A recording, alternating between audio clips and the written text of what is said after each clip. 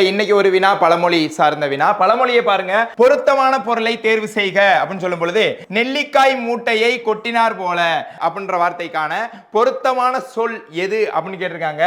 பயனற்ற செயலா, தற்செயல் நிகழ்வா, தடையின்றி மிகுதியாகவா, ஒற்றுமையின்மையா அப்படின்னு பார்க்கும் பொழுது நம்மளுக்கு என்ன ஆன்சர் வரும் அப்படின்னா, மூட்டையில இருக்கும் பொழுது நெல்லிக்காய் மொத்தமா இருக்கும், அதை கொட்டினோம்னா அது செதறி போயிடும். அப்ப அது வந்து ஒற்றுமை இல்லாம தனித்தனியா போயிடும் அப்படின்றதா இதற்கான பதில். அப்ப ஒற்றுமையின்மை என்பதுதான் இதற்கான சரியான ஆன்சர். அடுத்த வினாவிற்கு வாங்க. அடுத்த வினா உங்களுக்கான வினா. விடைக்கேற்ற வினா அமைக்க.